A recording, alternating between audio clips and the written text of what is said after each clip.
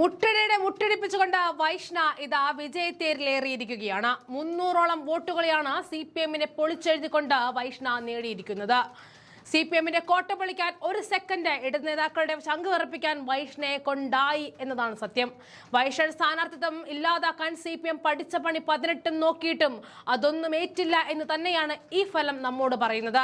Voter പട്ടികയിൽ പേരില്ല എന്ന് പറഞ്ഞുകൊണ്ട് CPM കളിച്ച നാറിയ കളിക്ക് ഉത്തരമായി വന്നത് കോടതിയായിരുന്നു. അതോടെ വൈഷ്ണ സെലിബ്രിറ്റി ആവുകയും ചെയ്തു. ഇതായപ്പോൾ വൈഷ്ണ വിജയത്തിലെത്തിച്ചതോടെ CPM-ന് നല്ല മറുപടിയാണ് അവിടുത്തെ ജനങ്ങൾ കൊടുത്തിരിക്കുന്നത്. വർഷങ്ങളായിട്ട് CPM കയ്യാളിൽ വെച്ചിരുന്ന സീറ്റാണ് ഇപ്പോൾ വൈഷ്ണ പിടിച്ചെടുത്തിരിക്കുന്നത്. 14 ജില്ലകളിലായിട്ട് 244 കേന്ദ്രങ്ങളിലാണ് 1129 തദ്ദേശ സ്ഥാപനങ്ങൾക്കുള്ള വോട്ട് എണ്ണിയത്. 8 മണിക്ക് പോസ്റ്റൽ ബാലറ്റ് എണ്ണിയാണ് വോട്ടെണ്ണൽ തുടങ്ങിയത്. പോളിംഗ് ശതമാനം കുറഞ്ഞ തെരഞ്ഞെടുപ്പാണ് ഇത്തവണ നടന്നതെങ്കിലും തദ്ദേശ തെരഞ്ഞെടുപ്പിൽ സംസ്ഥാനത്ത് 73.68% പോളിംഗ് ആണ് രേഖപ്പെടുത്തിയത്. 2020-ൽ ഇത് 75.95% സംസ്ഥാനത്താകെ 2,10,79,021 പേർ വോട്ട് രേഖപ്പെടുത്തി. ആദ്യഘട്ടത്തിൽ തെരഞ്ഞെടുപ്പ് നടന്ന ഡിസംബർ 9-ന് 70.9% പോളിംഗ് രേഖപ്പെടുത്തി. ഡിസംബർ 11-ന് നടന്ന രണ്ടാം ഘട്ട തെരഞ്ഞെടുപ്പിൽ 76.08% പോളിംഗും രേഖപ്പെടുത്തി.